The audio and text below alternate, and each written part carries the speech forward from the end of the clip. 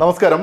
ഇക്ബാൽ കുറ്റിപ്പുറത്തിന്റെ തിരക്കഥയിൽ ലാൽ ജോസ് സംവിധാനം ചെയ്ത് സൗബിൻ ഷാഹിർ, മമത മോഹൻദാസ്, ഹരിശ്രീ യൂസഫ്, സലീം കുമാർ എന്നിവർ പ്രധാന വേഷങ്ങളിലെത്തിയ മ്യാവു എന്ന ചിത്രത്തെക്കുറിച്ചാണ് ഇന്ന് നമ്മൾ മൺസൂൺ മീഡിയയിൽ സംസാരിക്കുന്നത്. ക്രിസ്മസിന് തിയേറ്റർ റിലീസായിട്ടാണ് ചിത്രം വന്നിരിക്കുന്നത്. ഗൾഫിലാണ് ഈ സിനിമയുടെ കഥ നടക്കുന്നത്.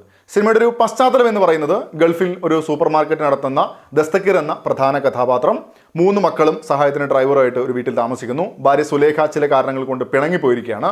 അങ്ങനെ ദസ്തക്കീറിന്റെ വീട്ടിൽ നടക്കുന്ന ചില കാര്യങ്ങൾ ചേർത്ത് വെച്ചാണ് സിനിമ മുന്നോട്ട് പോകുന്നത്. സിനിമയിൽ പോസിറ്റീവായി അനുഭവപ്പെട്ട കാര്യങ്ങൾ ഒന്ന് സൗബിന്റെ പ്രകടനം തന്നെയാണ്. വ്യത്യസ്ത സാഹചര്യങ്ങൾ വരുമ്പോൾ അതിനനുസരിച്ച് കൺവിൻസിംഗ് ആയി കൊണ്ടുവരാൻ ഒരു പരിധിവരെ സൗബിന് സാധിച്ചിട്ടുണ്ട്. ഈ ഒരു പരിധിവരെ എന്ന് പറയാൻ കാരണം ഒരു ക്രൂഷ്യൽ മൊമെന്റിൽ തന്റെ അപ്പിയറൻസ് ഒക്കെ മാറ്റി വന്ന ശേഷമുള്ള സംഭാഷണം വരുന്ന സമയത്ത് പ്രകടനം അത്ര ഗംഭീരമായി അനുഭവപ്പെട്ടില്ല. മറ്റിടങ്ങളിലൊക്കെ സൗബിൻ നന്നായി തന്നെ ദസ്തക്കീറിനെ അവതരിപ്പിച്ചിട്ടുണ്ട്.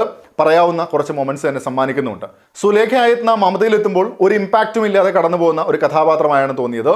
സൗബിൻ മമത കെമിസ്ട്രിയും സ്ക്രീനിൽ മികച്ച രീതിയിൽ വന്നതായി അനുഭവപ്പെട്ടില്ല. 3 മക്കൾ വരുന്നതിലും ഒരു ഓക്കെ ഫീൽ മാത്രമേ ഉള്ളൂ. ഡ്രൈവറിന്റെ വേഷത്തിലെത്തുന്ന ഹരിശ്രീ യൂസഫിന്റെ പ്രകടനം നല്ലതായിരുന്നു. നമ്മൾ ഇതുവരെ കാണാത്ത ഒരു പ്രകടനം എന്ന നിലയിലും അത് നന്നായി ചെയ്തു എന്ന നിലയിലും തീർച്ചയായും പരാമർശിക്കേണ്ടത് തന്നെയാണ്.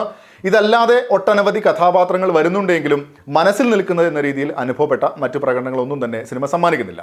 സിനിമ നേരിടുന്ന പ്രധാന പ്രശ്നം എന്നത് ഇപ്പോൾ ആദ്യ പകുതി എടുക്കുകയാണെങ്കിൽ തന്നെ ഒരു രീതിയിലും അത് മൂവ് ചെയ്യുന്നില്ല. ദസ്തക്കീറിന്റെ വീട്, ജോലിസ്ഥലം എന്നിവിടുത്തെ കാഴ്ചകൾ ഇങ്ങനെ കാണിക്കുന്നു.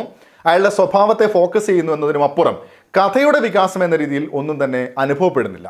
ഒരു സ്ഥലത്ത് തന്നെ ഇങ്ങനെ കറങ്ങിക്കൊണ്ടിരിക്കുന്ന അവസ്ഥയാണ് കഥയിൽ. അങ്ങനെ ഒരു അവസ്ഥയിൽ തന്നെ പോകാവുന്ന സാഹചര്യമാണെങ്കിൽ അങ്ങനെ വേണമെങ്കിൽ അവതരിപ്പിക്കാം. പക്ഷേ അപ്പോഴും അവിടെ പിടിച്ചിരുത്തുന്ന വിധത്തിൽ ആ മൊമെന്റ്സ് കൊണ്ടുവരാനും സിനിമയിൽ സാധിക്കുന്നില്ല. ദസ്തക്കീറിന്റെ സ്വഭാവം ഹൈലൈറ്റ് ചെയ്ത് അവതരിപ്പിക്കുക എന്നതിലേക്ക് മാത്രമാണ് ഈ ആദ്യ പകുതി പ്രധാനമായിട്ടും പോകുന്നത്. മറ്റൊരു കഥാപാത്രം വരുമ്പോൾ ആ സാഹചര്യത്തിൽ പ്രേക്ഷകർ ആലോചിച്ചാൽ ചെയ്യുന്ന കാര്യം പോലും ആ കഥാപാത്രം ചെയ്യുന്നില്ല. ഇപ്പം നമ്മുടെ നാട്ടിലെ നിയമ സംവിധാനങ്ങളല്ലല്ലോ ഗൾഫിലൊക്കെ ഉള്ളത്. ഇതൊക്കെ അറിയാവുന്ന ഒരാളാണ്. അപ്പോൾ ഇങ്ങനെയാണോ പെരുമാറുക എന്നൊരു ചോദ്യം പ്രേക്ഷകനുണ്ട്. അതൊരു കല്ലുകടിയായിട്ട് തന്നെ നിൽക്കുന്നുമുണ്ട്. രണ്ടാം പകുതിയിൽ ഒരു പ്രതീക്ഷ നൽകുകയും കുറച്ച് സമയം കൊള്ളാമെന്നുള്ളൊരു ഫീൽ കൂടെ സിനിമ സമ്മാനിക്കുന്നുണ്ട്. ഒരു കാലത്ത് അടിച്ചു പൊളിച്ച് നടന്നിരുന്ന, ഉച്ചത്തിൽ രാഷ്ട്രീയം പറഞ്ഞിരുന്ന ഒരു വ്യക്തി മതത്തിന്റെ കീഴിലേക്ക് ജീവിതം മാറ്റിയതും പിന്നെ വർഷങ്ങൾക്ക് ശേഷം ആ ഓർമ്മകൾ വരുന്നതുമൊക്കെ ആ ഒരു മൊമെന്റാണ് പ്രതീക്ഷ നൽകിയ ഒരു പാർട്ടായിട്ട് എനിക്ക് തോന്നിയത്. അതിൻ്റെ തുടർച്ചയിലേക്ക് സംവിധായകൻ പറയാൻ ചിലത് ബാക്കി വച്ചിട്ടുണ്ട് എന്ന് തോന്നുമെങ്കിലും അതിനെ അവിടെ വിട്ട് വീണ്ടും മുന്നേ പറഞ്ഞതിൻ്റെ തുടർച്ചയിലേക്ക് തന്നെ പോവുകയാണ്. രണ്ടാം പകുതിയിൽ ഇടയ്ക്ക് വരുന്ന ചില സംഭാഷണങ്ങളൊക്കെ നോക്കുകയാണെങ്കിൽ ഒരു ലൈഫുണ്ട് എന്ന് തന്നെ പറയാം. ഭാര്യ, ഭർത്താവ് എന്നിവർക്കിടയിലുള്ള, മക്കൾ, രക്ഷിതാക്കൾ എന്നിവർക്കിടയിലുള്ള ഒരു ഇമോഷണൽ കണക്റ്റ് ഒന്നും അത്ര മികച്ച രീതിയിൽ ഫീൽ ചെയ്യുന്നതുമില്ല. സിനിമയുടെ പേര് പോലെ പൂച്ചയും ഒരു പ്രധാന കഥാപാത്രമായി വരുന്നുണ്ടെങ്കിലും അത് ഏച്ചു കെട്ടിയൊരു അവസ്ഥയായിട്ടാണ് തോന്നിയത്. ചെറിയൊരു തീമിലാണ് സിനിമ നിൽക്കുന്നത്. ആ തീം തിരക്കഥയാവുമ്പോൾ ആവശ്യത്തിനേക്കാൾ കൂടുതൽ അനാവശ്യമെന്ന് തോന്നുന്ന സീനുകൾ കൊണ്ട് നിറയ്ക്കുകയാണ് ചെയ്തിരിക്കുന്നത്.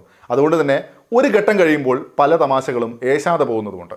ഛായാഗ്രഹണം നല്ലതായി അനുഭവപ്പെട്ടു. പ്രവാസ ജീവിതത്തെ സത്യസന്ധമായി അവതരിപ്പിക്കാൻ ശ്രമിച്ചു എന്നാണ് തോന്നിയതും ആ ലാൻഡ്സ്കേപ്പും അവിടുത്തെ ജീവിതമൊക്കെ. പേഴ്സണലി മ്യാവു നിരാശപ്പെടുത്തൊരു അനുഭവമായിരുന്നു.